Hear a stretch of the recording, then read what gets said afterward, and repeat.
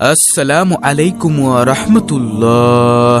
প্রিয় দর্শক, কাজের ফাঁকে ফাঁকে করা যায় এমন কিছু আমল আমি আপনাদেরকে আজকের ভিডিওতে দ্বিতীয় পর্বে আরো কিছু নতুন আমল সম্পর্কে জানাবো ইনশাআল্লাহ। আমলগুলো এতই ছোট যে আপনি কাজের ফাঁকে ফাঁকে অবসর সময়ে রাস্তা দিয়ে চলার সময় খুবই অল্প সময়ে এই আমলগুলো করতে পারবেন।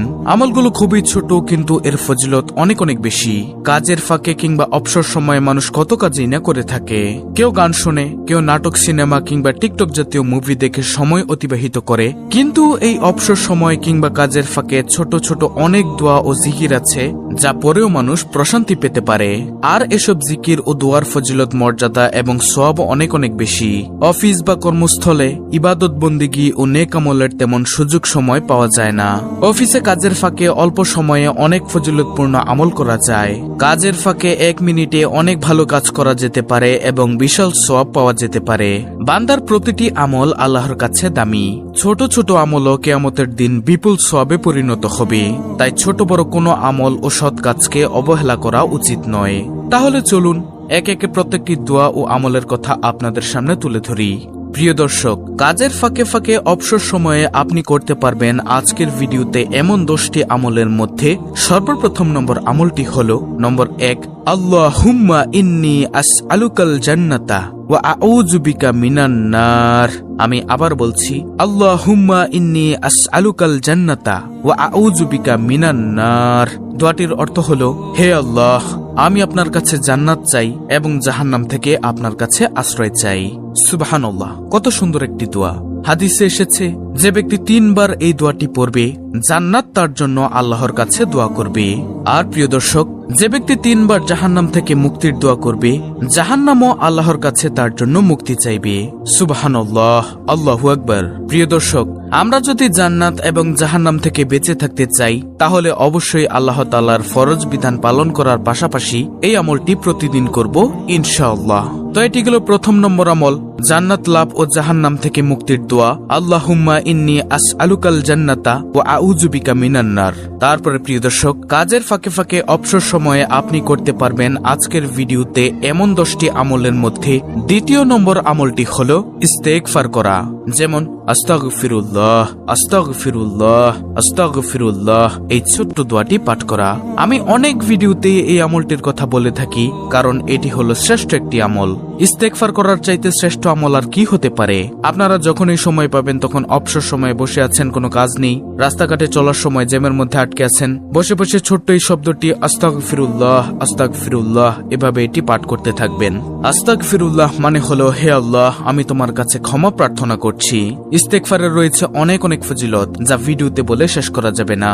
তাই দ্বিতীয় নম্বরে আপনারা এই ছোট্ট আমলটি করবেন, ইস্তেগফার পাঠ করবেন, আস্তাগফিরুল্লাহ পাঠ করবেন। তারপরে প্রিয় দর্শক, কাজের ফাঁকে ফাঁকে অবসর সময়ে আপনি করতে পারবেন আজকের ভিডিওতে এমন 10টি আমলের মধ্যে তৃতীয় নম্বর আমলটি হলো লা ইলাহা ইল্লা আনতা সুবহানাকা ইন্নী কুনতু মিনাজ জালিমিন।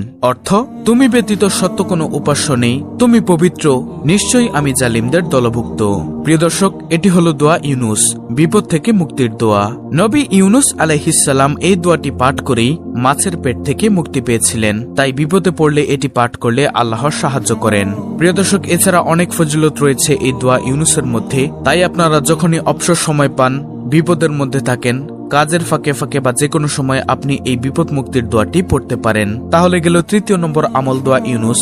তারপরে কাজের ফাঁকে ফাঁকে অবসর সময়ে আপনি করতে পারবেন আজকের ভিডিওতে এমন 10টি আমলের মধ্যে চতুর্থ নম্বর আমলটি হলো সূরা ইখলাস পাঠ করা। সেটা হতে পারে 3 বার, 10 বার ইত্যাদি। সূরা ইখলাসের অনেক অনেক ফজিলত রয়েছে। যেমন, 1 বার পাঠ করলে পুরো কোরআনের 1/3 সওয়াব পাওয়া যায় এবং 10 বার পাঠ করলে জান্নাতে একটি বাড়ি তৈরি হয়ে যায়। যারা এই সূরা ভালোবাসেন তারা জান্নাতে প্রবেশ করবেন এবং এটি আল্লাহর একাত্মবাদ ও তাওহীদের একটি গুরুত্বপূর্ণ শিক্ষা প্রদান করে। এজন্য আপনারা কাজের ফাঁকে ফাঁকে অবসর সময়ে অথবা যে কোনো সময় আপনারা সূরা ইখলাস পাঠ করতে পারেন। ইনশাআল্লাহ আল্লাহ তাআলা অনেক অনেক সওয়াব দান করবেন। তারপরে কাজের ফাঁকে ফাঁকে অবসর সময়ে আপনি করতে পারবেন আজকের ভিডিওতে এমন 10টি আমলের মধ্যে পঞ্চম নম্বর আমলটি হলো সুবহানাল্লাহি ওয়া বিহামদিহি 100 বার পাঠ করা। হাদিসে আছে, যে ব্যক্তি একদিনে এই দোয়াটি 100 বার পরে তার সমস্ত গুনাহ মাফ করে দেওয়া হয়। তাই 5 নম্বরে আপনি এই ছোট্ট দোয়াটি সুবহানাল্লাহি ওয়া বিহামদিহি 100 বার পাঠ করতে পারেন। ইনশাআল্লাহ আপনার গুনাহ মাফ হতে থাকবে, গুনাহ মাফ হবে। তারপর প্রিয় দর্শক, কাজের ফাঁকে ফাঁকে অবসর সময়ে আপনি করতে পারবেন আজকের ভিডিওতে এমন 10টি আমলের মধ্যে 6 নম্বর আমলটি হলো লা হাওলা ওয়ালা কুওয়াতা ইল্লা বিল্লাহ। এই দোয়াটি পাঠ করা। এই দোয়াটির অর্থ হচ্ছে আল্লাহ ছাড়া কোনো উপায়, সামর্থ্য ও কোনো শক্তি নেই। 40 বারেরও বেশি এই দোয়াটি পড়া যায়। এই বাক্যটির সওয়াব জান্নাতের জন্য সঞ্চিত অমূল্য রত্ন এবং সামগ্রিক দুশ্চিন্তা দূর করে দেয়। বুখারী ও মুসলিমে এ প্রসঙ্গে হাদিস বর্ণিত রয়েছে। এছাড়াও অনেক অনেক ফজিলত রয়েছে। আপনারা এই ছোট্ট দোয়াটি সবসময় পাঠ করবেন। লা হাওলা ওয়ালা কুওয়াতা ইল্লা বিল্লাহ খুবই গুরুত্বপূর্ণ একটি দোয়া। তাহলে গেল 6টি আমল। তারপরে প্রিয় দর্শক, কাজের ফাঁকে ফাঁকে অবসর সময়ে আপনি করতে পারবেন আজকের ভিডিওতে এমন 10টি আমলের মধ্যে 7 নম্বর আমলটি হলো ইয়া যাল জালালি ওয়াল ইকরাম। এই দোয়াটির ফজিলত কি? এই দোয়া নিয়মিত পাঠ করলে আল্লাহ উত্তম ফল দান করেন, সাফল্য লাভ হয়। এটি পাঠ করলে আল্লাহকে সাফল্য ও সমৃদ্ধির জন্য প্রার্থনা করা হয়। সম্মান ও অনুগ্রহ, এই নামের মাধ্যমে আল্লাহর কাছে মহিমা ও সম্মানের অধিকারী হিসেবে প্রার্থনা করা হয় এবং তার অনুগ্রহ লাভ করা যায়।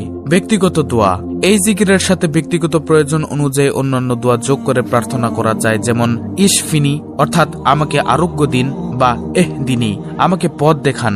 তাই আপনারা এই দোয়াটিও সবসময় পাঠ করবেন, ইয়া যাল জালালি ওয়াল ইকরাম। প্রিয় দর্শক, কাজের ফাঁকে ফাঁকে অবসর সময়ে আপনি করতে পারবেন আজকের ভিডিওতে এমন 10টি আমলের মধ্যে 8 নম্বর আমলটি হলো আপনি পাঠ করবেন রব্বি জিদনি ইলমা, অর্থাৎ হে প্রভু আমার জ্ঞান বৃদ্ধি করুন।